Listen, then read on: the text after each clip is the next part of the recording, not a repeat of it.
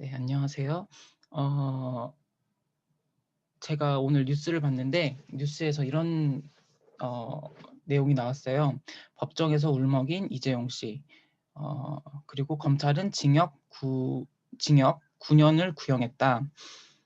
전 사실 이재용 씨가 당연히 벌을 받아야 된다고 생각을 했었던 사람인데 이 헤드라인을 보니까 그런 생각도 들더라고요. '아, 저 사람도 어 물론 수감되는 게 무서워서 울먹인 걸 수도 있겠지만 '왜 울었을까?'를 생각해 봤을 때 '아, 억울하다.'라는 느낌도 있을 수 있겠다라는 생각이 문득 들었어요.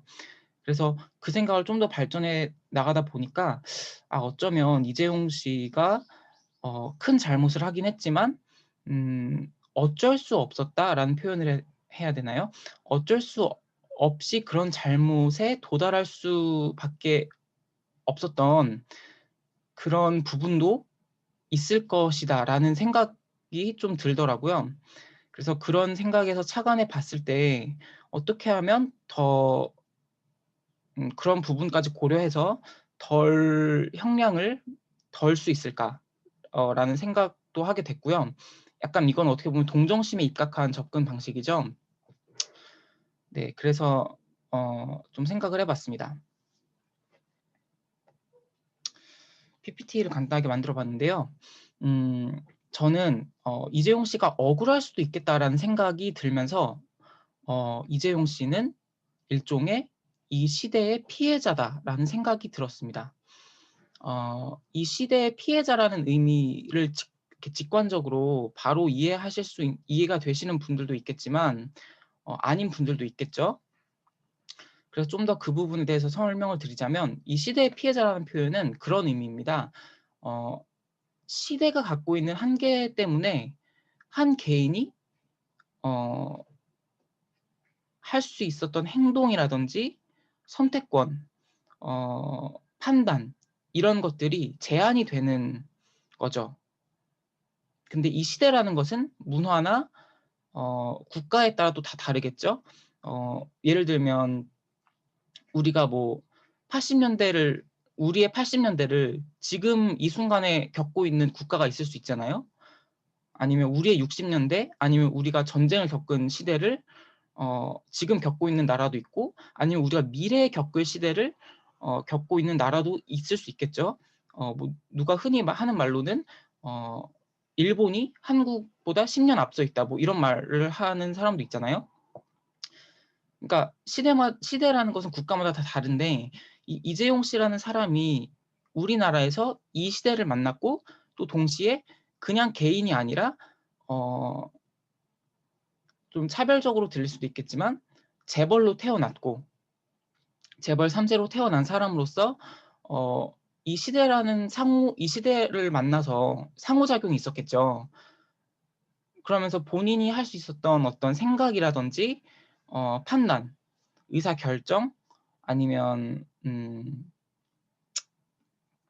뭐 그런 여러 가지 선택들이 어 어쩌면 우리가 지금 바뀐 시대의 기준으로 봤을 때 요구할 수 없었던 것들 아니었나. 그러니까 어 지금 좀 시대가 많이 바뀌고 세상이 금방 바뀌었잖아요. 어 불과 몇 년 전에 비해서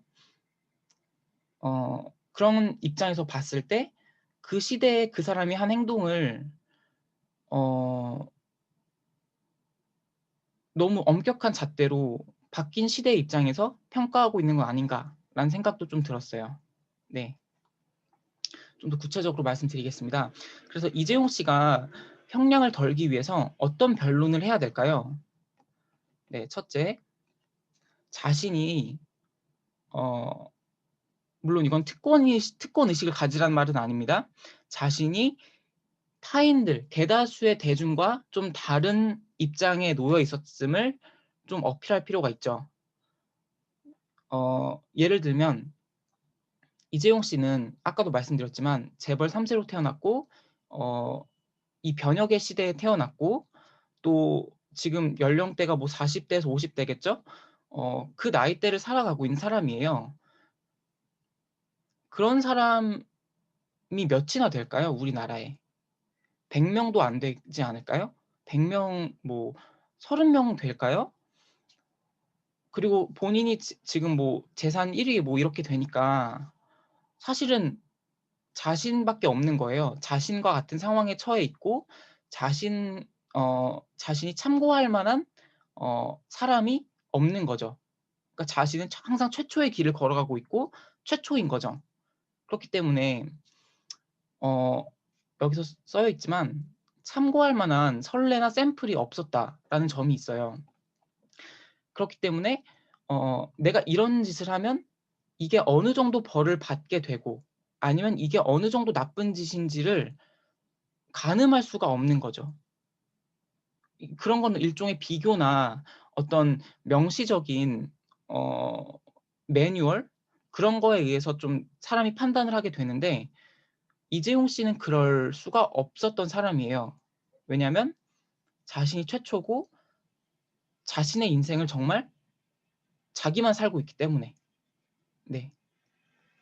그렇다고 해서 또 롤모델이나 어떤 선생이라고 부를 만한 사람이 또 없었죠. 아까 말씀드린 것처럼 너는 이렇게 살아야 돼라고 감히 말할 수 있는 어떤 선지자 아니면 선생 같은 사람이 있었을까요? 이재용 씨 입장을 다 고려해주고 이해하면서도 그걸 다 참고하면서도 동시에 바른 것까지 다 포함할 수 있는 그런 지식 수준이나 지혜, 네, 그런 거를 갖고 있는 롤모델이나 선생이 없었을 거예요. 그렇기 때문에 이재용 씨는 정말 혼자서 그 길을 걸어가고 있고 또 굉장히 혼란스러웠을 거라고 생각을 해요. 네. 물론 뭐 많은 경영에 있어서의 뭐랄까요? 경영에 있어서의 뭐 많은 학자들도 있고 뭐 더 나이가 든 기업인들도 있었겠지만 그것을 고려한다고 해도 이재용 씨는 워낙 너무 특수한 케이스인 거는 확실해요. 네. 그래서 그런 입장에서 봤을 때 초행길이었고 정말 인생 초행길이고 그렇기 때문에 내가 어떻게 했어야 하는지를 잘 모를 수밖에 없었다. 그런 사람에게 그냥 너무 이상적으로 바른 길만 가라. 올바른 선택만 하면 된다. 너무 복잡하게 생각하지 마라. 이런 건 너무 무책임한 조언이 될 수가 있는 거죠. 네. 그리고 너무 물론 그런 법 같은 건 엄격하게 해야 되지만 이런 특수성이 있는 사람한테까지 어떻게 해야 할 줄 모르는 사람에게 우리가 어떻게 감나라 배나라 할 수가 없는 상황이었던 거죠. 그런 사람한테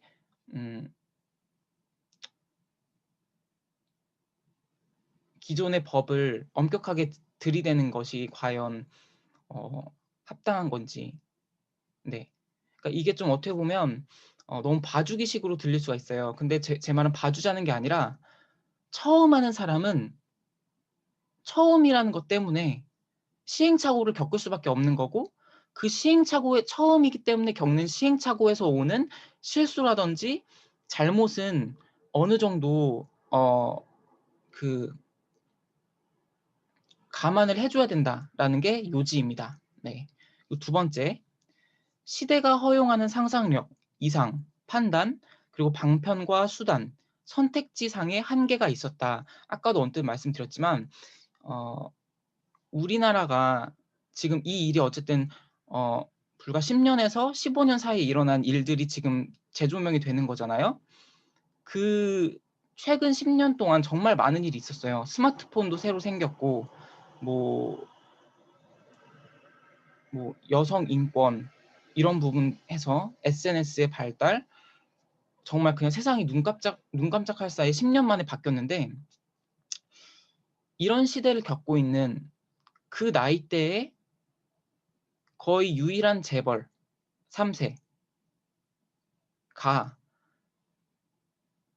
마주한 이 시대가 제공하고 있는 옵션들이 있을 거 아니에요? 그런 기회나 선택지 아니면 그 사람이 어 겪는, 그 사람이 겪어야 하고 그 사람이 마주해야 되는 상대방들, 협상해야 되는 상대방들이 있을 텐데 그 사람들도 다 그 나물의 그 밥이었던 거죠.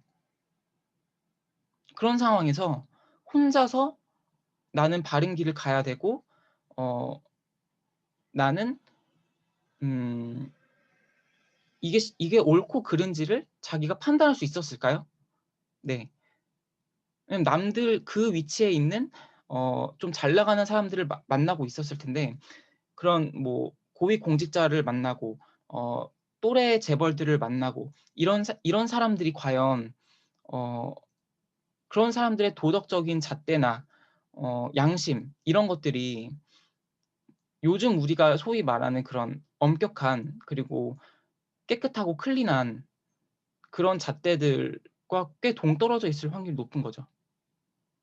그리고 그것은 어떻게 보면 우리 어 시대가 가진 한계였다는 거죠. 시대가 어 이 정도 범위까지밖에 그 당시에 이재용 씨에게 제공할 수 없었던 거죠. 그런 제한된 기회, 제한된 선택지, 그리고 상상력. 상상력이라는 것은 음 내가 법을 어기지 않으면서도 내 욕구를 이렇게 하면 실현시킬 수 있겠다'라는 그런 생각의 폭이 있을 거 아니에요? 근데 그런 생각의 폭이 제한됐을 수밖에 없어요. 왜냐면 자기가 봐온 세상이 그렇고 내가 겪어온 시대가 어느 정도 그런 융통성이 허용이 되는 사회였고 또 좀 갑질을 해도 되는 사회였고 어 돈이 있으면 해결되는 세상이었고 그렇기 때문에 그런 세상을 보고 자라온 사람에게는 그런 시대를 겪은 사람에게는 그게 전부고 어떤 독특한 지금 세상이 요구하는 그런 기준들을 생각해낼 수 없었던 거죠. 그런 상상력을 발휘할 수가 없었던 거죠. 그런 상황에서 혼자서 독야청청할 수 있었을까? 저는 그건 굉장히 불가능하다고 생각하고 일반적인 사람이라면 그런 유혹들이나 그런 좀 오염된 주변 상황에 휘둘리지 않기가 어렵지 않았을까라는 생각이 듭니다.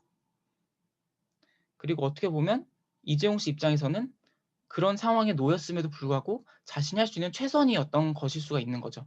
그런 어 자기가 로비를 한다든지 뇌물을 주는 행위 이런 것들이 음 물론 정말 다 잘못되고 안 되는 거였지만 자기 딴에는 그게 그나마 최선의 양심이었을 수 있는 거예요. 네.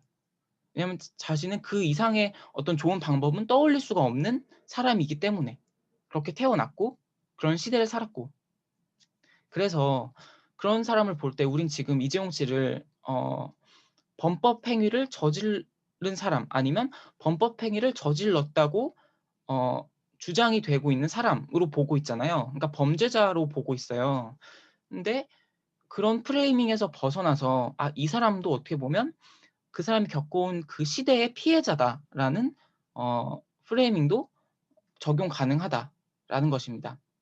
그러니까 이러한 변론을 펼치면 좀 더 감정적이 되고 좀 더 그 재판이 딱딱한 형식에서 좀 벗어날 수 있는 여지도 있고 그러면 좀 더 인간적인 부분에 호소할 수 있는 여지가 생기는 거죠. 네. 저는 이걸 잘 몰라요. 저는 이렇게 시대의 피해자라고 표현을 했고 시대가 허용하고 있는 상상력, 선택지상의 한계 이렇게 표현하고 있지만 아마 사회학이나 뭐 역사학 이런 데에서는 분명 이런 것을 비슷하게 설명하는 이론이 있을 거예요. 네. 어떤 시대에 태어난 사람은 아무리 열심히 해도 그 사람이 도달할 수 있는 평균적인 둘레, 범위가 있다. 뭐 이런 식으로 설명하는 이론이 있을 거라고 저는 생각을 합니다. 제가 지식이 짧아서 그것을 정확하게 알지는 못하지만 음 전문가분들은 알고 계시겠죠. 자 그럼 이런 변론을 펼쳤을 때 동시에 태도도 중요하겠죠. 어떤 태도를 가지고 있어야 될까요? '나는 이러한 변론을 펼치고 이렇기 때문에 나도 시대의 피해자이기 때문에 나도 억울하다.'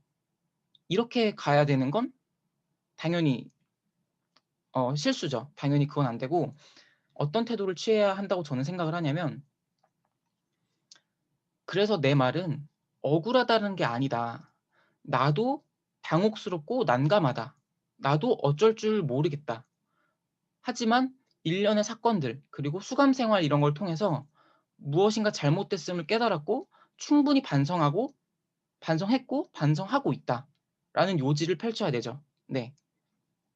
그리고 두 번째, 어 그로써 많은 것을 느끼고 배웠기 때문에 내 가치관과 태도 그리고 마음가짐 그리고 세상을 바라보는 어떤 시선이 바뀌었다라는 점을 피력해야 되고, 어 동시에 바뀐 세상과 이런 시대가 바뀌었음을 나도 목격을 했고 경험하고 있기 때문에 나 또한 앞으로 변화하고 성장하겠다.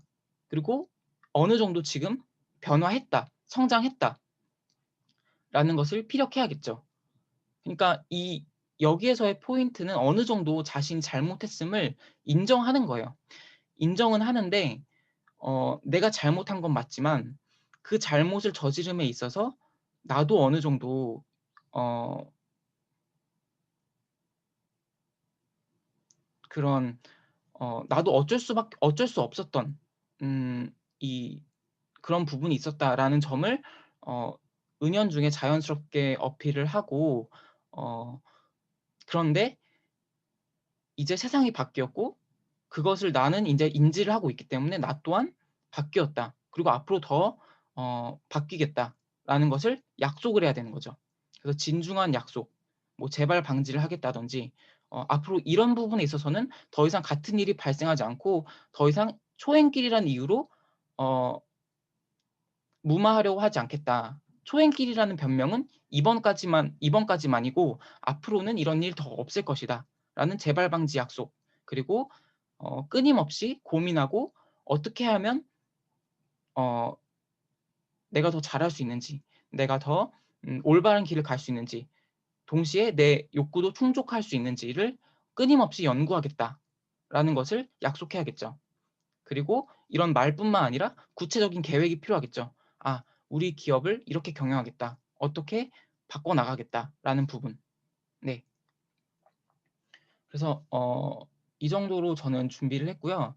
어 이재용 씨가 뭐 이재용 씨한테 조언을 하기에는 이미 많이 늦었을 수도 있겠죠. 그리고 어쩌면 이런 전략이 이미 이재용 씨의 변호인단이 썼던 전략일 수가 있어요. 저는 잘 모릅니다.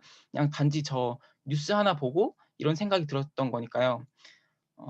그치만 어느 정도 너무 딱딱하게 진행되고 법 논리적으로 진행되는 재판을 좀 이렇게 어 감정에 호소할 수 있는 부분을 이렇게 곁들일 필요가 있어 보인다라는 점이 어 네, 제가 이것을 갖고 온 이유이기도 합니다.